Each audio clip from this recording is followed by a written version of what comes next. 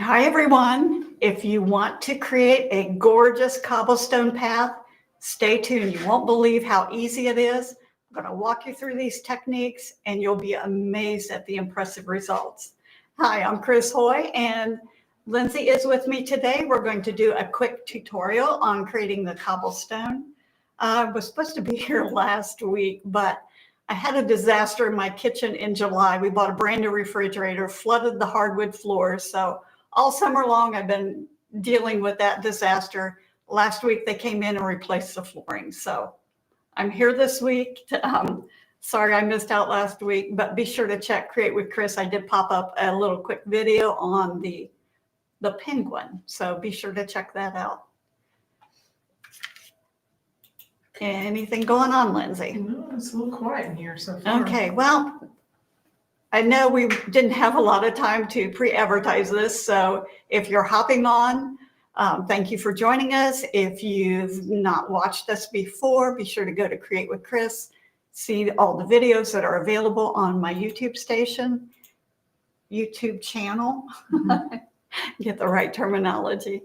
And we've got a lot of great things coming up, so be sure you subscribe, tell your friends, and be sure to hop on with all of that. It is free. It is not a paid channel. It is a free channel. And they will ask you to sign up and you put all your information in, but it's all free, and you really will miss out a lot if you don't have a subscription, or is it called a subscrition, Lindsay? Yeah, you subscribe to get updates. Yeah. So, Okay. I mean, I guess you'd call it a subscription. Yeah, It's and just not paid. they send you a little. Well, they'll send you notices when we post new videos, when Chris is going live, things like that. So. And there's always a lot going on. Okay. All right, I'm gonna flip the camera. And welcome to Sandra from Tennessee. Hi, Sandra. Thank you for joining us. This is one of my newer pieces. I designed this specifically for a group that I taught in Colorado. And now that the class is over, the pattern has been released. But this cobblestone path was the very, very last thing that I added to this design. I just had a regular path in there, and I was ready to be satisfied with that. But with all the detail of everything around, it just looked really flat and kind of boring. So I decided that I needed to ramp it up, and I wasn't sure how to do it. So I just started playing around, and I thought if this fails, I can backtrack, paint it black, and start over again. But I absolutely love the way this turned out, and I was totally amazed at how easy it was to create. So I've had several people ask me, how in the world did you create that cobblestone look? I thought it would be a great tutorial. It is very short. Time-wise, it's not intricate, precise painting. So if you give this a try, you just need to relax, kind of let the paint flow on. And what's my biggest motto? A little bit of paint makes a big difference. So this is so true with this path. So I did a little sample piece here, and I just base coated it lamp black. I wanted a lot of drama in this piece, and I thought, what could be more dramatic than black? So I stuck with the black, and I wanted to create that look of dirt. And I'm going to be using Portobello. Actually, this is Mississippi mud because I didn't have Portobello. So, I kind of toggle between Pebble and Mississippi mud. You just need an earthy brown color. I don't use this very often, and I don't know if I shook it up well enough. She says she doesn't use it very often because it looks dirty, but it's called Mississippi mud. So yeah, it's got a good name. I told her, I don't use this. I said, it looks dirty. And she said, it is called mud. So, okay, I've loaded just the toe of my 1/2 inch awesome angle with Mississippi mud. I have a good bit of moisture in my brush. I want to be able to transport that paint kind of quickly. Now I want my path to be horizontal or to be flat. So my strokes are going to be horizontal. And I did kind of jog in a little bit of a tracing where the side edges are going to be. Don't let that make you stop there. I do go past the line a little bit because this is an old dirt path. The dirt's going to kind of spill over the side edges. So I'm just going to go back and forth. I don't want to get too messy here. I don't want it to be solid. I like that look of light and dark. Creates that look of uneven path. This is a haunted house. If you were doing a more refined cobblestone, you could smooth this out perhaps a bit more and maybe even soften it by using a lighter tone in the background. Maybe more of a brown instead of a black. And this, you can see how quickly I'm putting this in, making it a little wider here at the foreground. Keep that perspective going. Now I don't want it to get smooth and even. This kind of reminded me when I was putting this in of floating snow or water. And so I'm just going to go back and kind of make it, I don't want it blotchy. So I have a nice background in there. Need to give this a quick dry. I've been busy lately, other than actually the kitchen flooring involved ripping out my entire studio and piling everything back in and trying to figure out not only kind of thinning it out, but where I put everything. Oh my goodness, that's always a challenge. So some of my creativity has been on hold for a week, but my brain's kind of spinning with some great ideas. This is the last, I had a couple Halloween projects that I just released.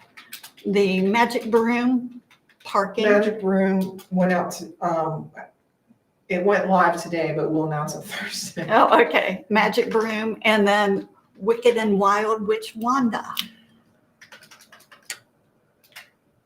So now we'll be on to fall and Christmas. Everything was just a little waylaid. My life was kind of a chaos. Okay, I am picking up a little bit of aqua sky.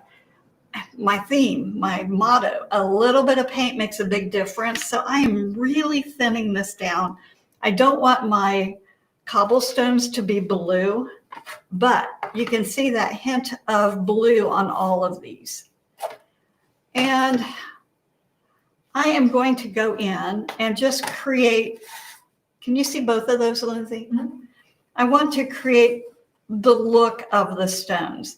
I don't want them brown. They're just a little bit oblong. If they're too round, then it looks like they're standing up, and we want to create that look of them lying flat. So I'm just going to go in and kind of, let me thin that down a little bit more. Just, I'm going across the bottom of these. Okay, no comments about how messy this is. This is where a little bit of paint makes a big difference. This is step one. And we're just going to cut. And my paint is so thin, and I know you're thinking that's really blue and really strong. You just have to trust the process here. And I want to make sure that I don't have a straight line. So I'm kind of letting them stagger. I don't want them to become too precise. This is a haunted house. If you're doing something a little more refined and precise, then you could definitely take more care in the placement. This is a haunted house, so I'm okay with just letting them be just a little bit less defined where they're at. I can stagger not only the placement, but the size, and just put a few down here. I have just a hint of paint, and you can see how not careful I am on putting this in there. All right, so we've got that on there. Let me go in with a little bit of, this is supposed to be fresh mango, but I just want to add a little bit of a highlight on this path. And I should have done this before I did the blue, but that's okay. This is Sunset Gold. On this one, and you can see how it looks a little bit bright, I used fresh mango. I can't believe I stuck my finger in the paint. Fresh mango actually might be behind you. Oh, I do Yeah. have fresh mango back there. Let's go ahead and use that. Because Jen's been using that one a lot. I was thinking I had pulled tangerine, sunset gold. This is fresh mango. They're very similar in color. This may be just a tad more orange. Again, this can be switched up according to whatever the palette is that you're working with. And I just want to just add a hint of brightness kind of down the center. And it's stronger at the top. As I get toward the bottom, I'll just let it filter out.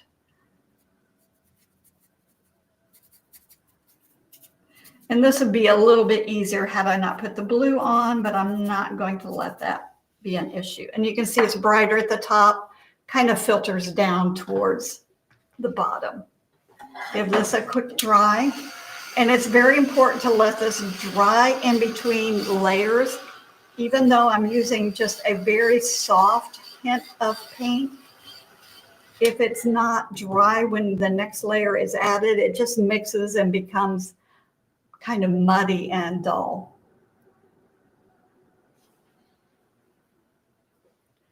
I'm going to go in now with a little bit of Snow White.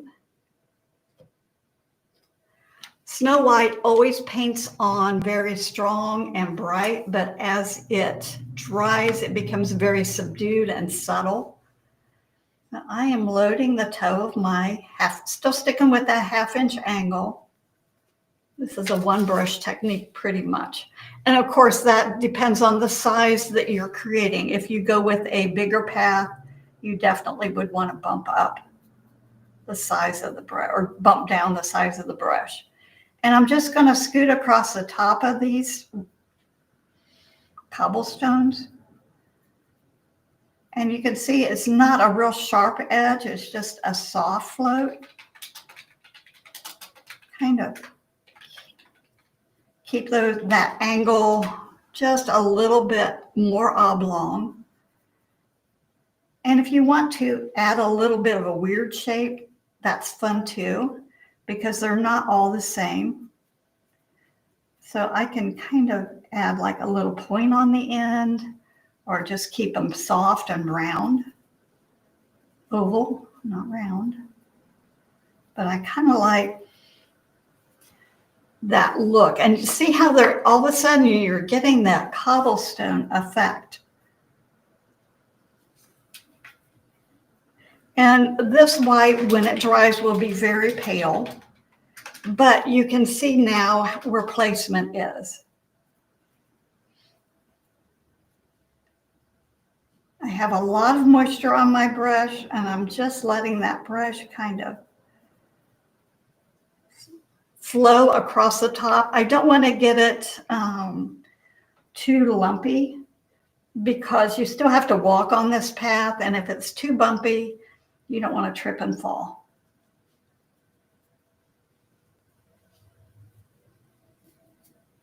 So I am going to keep it rather flat.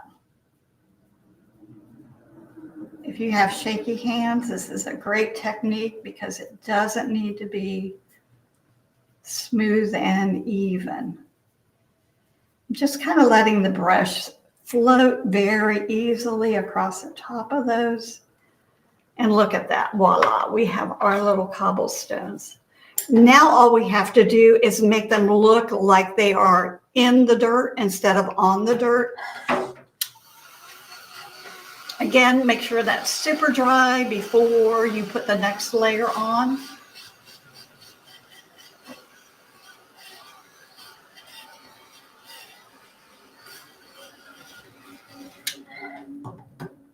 Going to tone down that white just a touch. I'm going back in with fresh mango. Just going to add a couple little highlights. Look how that brightens those up. Oh my gosh, it's just so easy. And you can see I'm just barely adding just a few little touches. I'm not floating smoothly across these stones. Just kind of tapping that in there. In my mind, it's coming down. Well, this one came down from the light in the house, but if you have a light source, pay attention to where the light source is going to hit. And this is where that brightness needs to be bumped up just a little bit.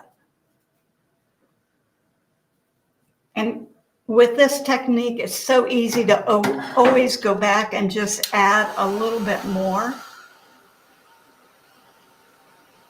Give it a quick dry to make sure that it's nice and dry before we go in to add the next step. And how long has this taken, Lindsay? 17, well, let's say 15 minutes because we talked for a little bit. But. Okay, it's just a very short amount of time. But look, you could almost leave it like that, but we want it to really feel like it's solid and has been there for a while. Going in with lamp black, which is my background color. Obviously, I did not shake my paint very well or at all.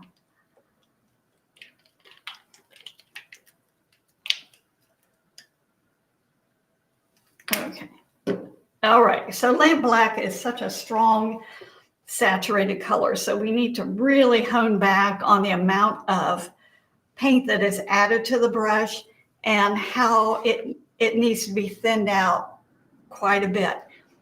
A little bit of paint makes a big difference. We can always go back and add more. So I'm just going to, my brush is very damp. I'm just going to load a hint of paint on my brush. And it's just on the toe. I'm going to scoot it around the bottom of these and kind of create the look of a shadow. And it's going to enhance that separation a little bit. And if you get it up on the stone, that's okay too, because because the paint is so thin, it's going to create kind of an edge to the stone. I'm not going around it completely, but if it needs to be broken up or divided, I can just go in and tap a little bit. Look at that. I mean, what a difference.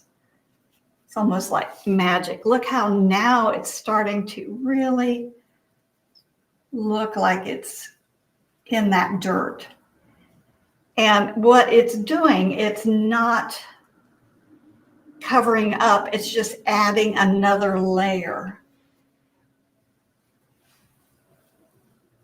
So I can go on there and just float that on.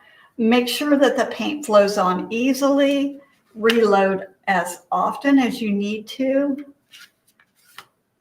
That's why I like my awesome angle. I can go in there and see how I need to just break that up. The bristles are a little bit longer, so I can get a longer float before I have to reload. Kind of fiddle around with that one a little bit. And I'm just going to go in and do this rather quickly.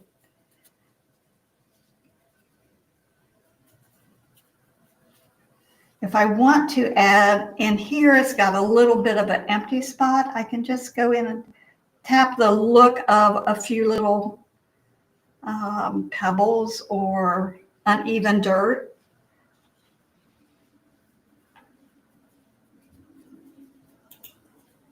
Because this paint is so thin, I can go a long way with it, move it around.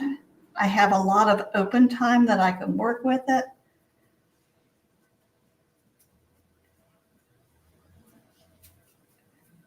As we get toward the bottom, I'm just going to be a little stronger with the darkness because it's a little closer.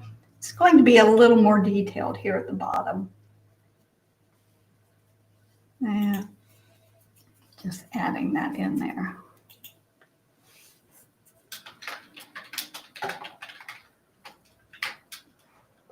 If I think some of these are too roundish, just going to go in with a hint. This one looks like it needs to settle down a little bit, so I'm just putting a little bit of that darkness on the bottom. Not a lot, just enough to settle it down.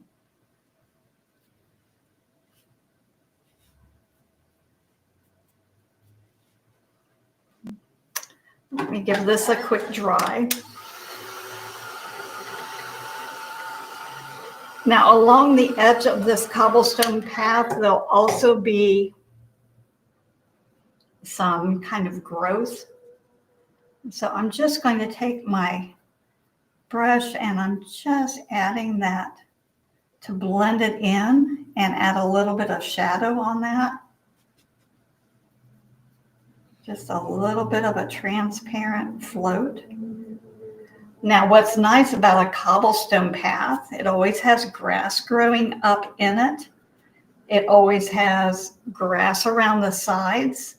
So if there's a place that you're not crazy about, that's where you put a little bit of growth, whether it's a soft,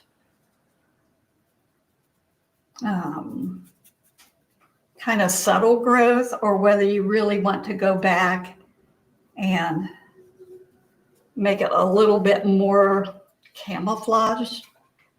And I'm going to have to turn it upside down so I can float on this side. And I'm just going to blend that in. Create that look on the edge.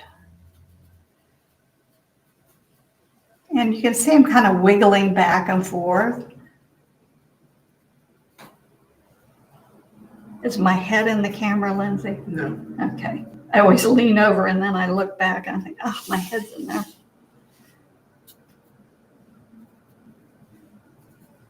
I could always go back and add more.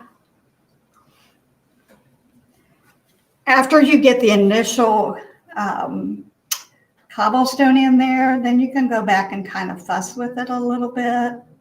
If there's some places that are a little bit indescript or need a little bit of sharpening or softening, or that's when you go back and add just a little more texture. Keep it very thin paint, loose strokes. I don't want it too smooth, so I can go back and add a little more unevenness.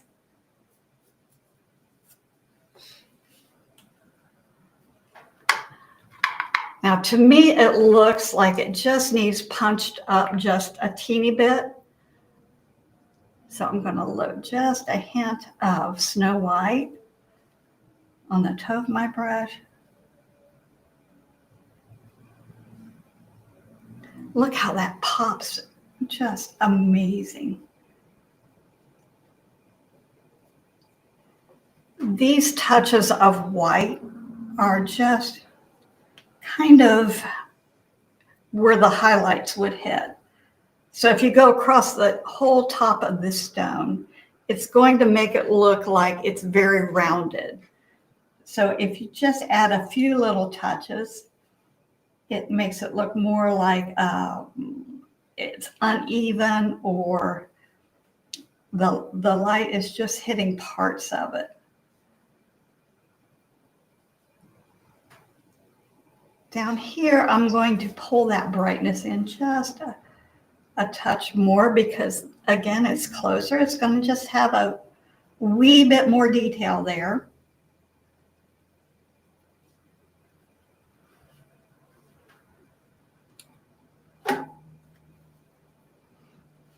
Now on this one that I did originally has a little more golden glow on it because of all the pumpkins and the houses. So you can kind of, depending on the color palette you're working on, you can change the temperament or the atmosphere of the cobblestone to kind of coordinate with that very easily. Just use whatever color palette you are working with. I can go down the side edges and just going to pick a little bit of blue and a little bit of white. And I'm just going to very lightly,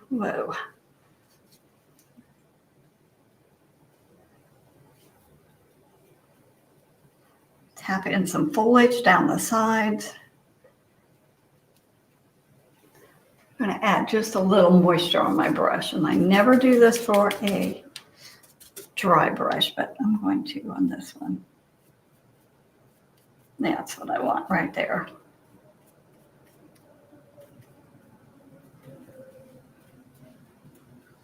And I can also go back with my Epic script liner, add some little bit of grass. This is black. I can go in with the blue.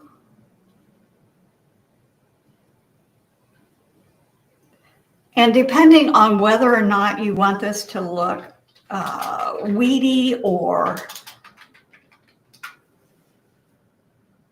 well cared for and groomed, you can determine the length of the grass. And this is very thin paint.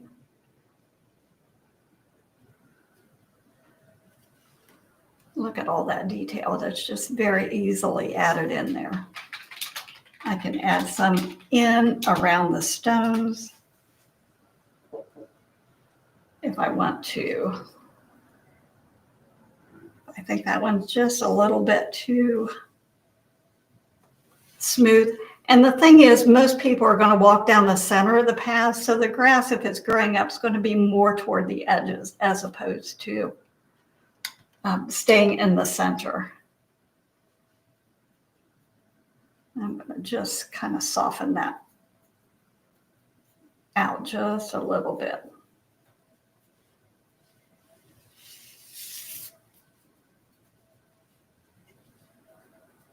This is the fun part where you get to fuss with it.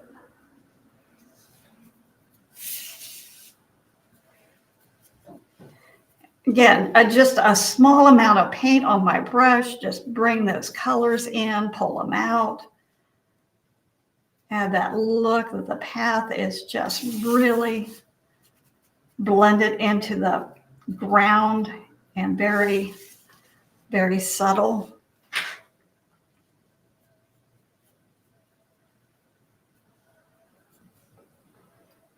Let me give that a quick dry.